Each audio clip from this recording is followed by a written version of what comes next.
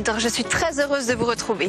Aujourd'hui, nous sommes à Ernolsheim-sur-Bruche. On va aller faire un petit coucou à Hugues, qui est un passionné d'animaux. Direction le refuge de l'Arche de Noé. Bonjour. Bonjour. Alors ici, c'est le paradis des animaux, c'est bien ça? Oui, bienvenue. On est à la bonne adresse. Ça va? Merci d'être venu.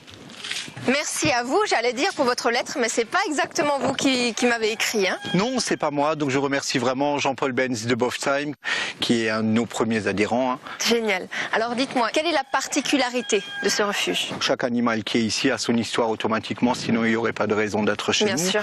On accueille, si vous voulez, 3 catégories d'animaux, des animaux abandonnés que les gens nous ramènent ici.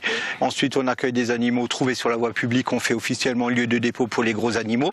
Et la troisième partie, c'est les animaux saisis par voie de justice ou par les services vétérinaires pour mauvais traitement et actes de cruauté. Est-ce que vous pouvez nous présenter un peu vos pensionnaires? Là, Oui, il y en a bien une sûr. qui veut commencer. Alors, comment elle s'appelle? Irapa, c'est un petit mâle poitevin qui a 1 an, qui a une histoire un peu particulière. Il est né chez un éleveur tout à fait remarquable et correct dans la région. Et il partait à l'engraissement, il a sauté du camion pour pas partir à l'engraissement. Donc l'éleveur, qui a un grand cœur également, m'a appelé pour qu'on le prenne en charge. Et donc l'éleveur l'a baptisé Irapa parce que il ira pas à la boucherie. C'est incroyable. Donc Domino, c'est un entier qui a 28 ans, qui a été laissé à l'abandon, maltraité, et qui a des grandes carences, et du coup les articulations ne le tiennent plus, du coup il a fait un claquage, et le vétérinaire a été obligé de l'immobiliser par un plâtre, et malheureusement il est obligé de faire 3 ou 4 semaines de boxe. Vous, comment est-ce que vous faites? Est-ce que vous avez des dons particuliers? Est-ce qu'on peut vous faire des dons? Bien sûr, alors l'association ne vit que sur la base du bénévolat, des dons et des cotisations. Vous aussi, vous êtes bénévole ici? On est tous bénévoles, l'association n'a aucun salarié, on fonctionne avec une équipe d'une 20aine de bénévoles. Quelles sont les qualités pour être bénévole, pour s'occuper correctement d'un animal? La première qualité, c'est d'aimer les animaux, de surtout pas avoir peur de se salir. Donc, je veux dire, c'est la priorité, c'est avoir un grand cœur, aimer les animaux et de l'huile de coude.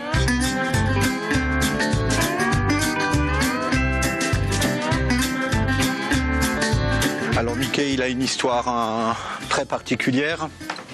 Waouh, mais il est magnifique. Viens Mickey, viens. Il était 3 semaines en clinique en Allemagne où il a été opéré, où ils ont entièrement dû le désaboter. C'est très spectaculaire à voir. C'est vrai. Ouais. Et donc il est carrément désaboté. Il y a des bouts entiers de sabots qui sortent. Alors ça c'est notre émeu qui est arrivé il y a 3 ans. C'est impressionnant comme ça quand ça vient par derrière.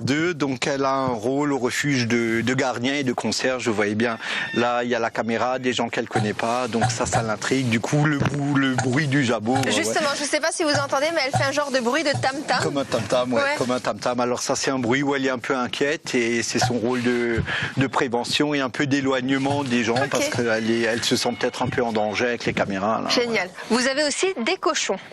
Des cochons, on en a 7. Alors Poppy, c'est un vieux papy de 12-13 ans qui a été trouvé dans les rues de Colmar. Donc c'est l'emblème du cochon type qui vient dans les animaleries, garanti petit et nain, mais très vite c'est des animaux qui atteignent 80-90 kilos.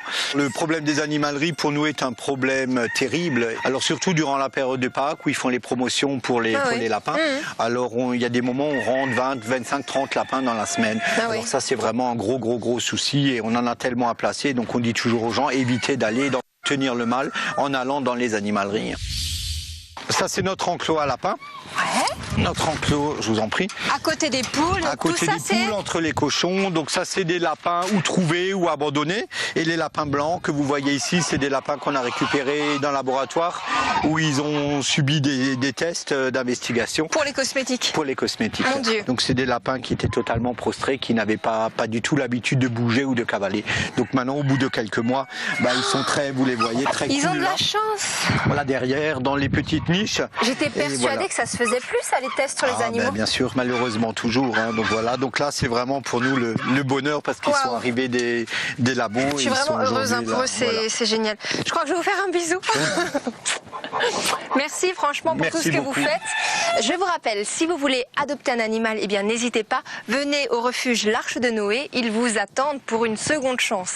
Et si comme Hugues, vous voulez me faire partager votre passion, eh bien n'hésitez pas, écrivez-moi une lettre, je viendrai peut-être chez vous. Morotskut et à bientôt. Elle vient, alors ce qui est marrant, elle vient de piquer le cheval. C'est le cheval vient d'arriver.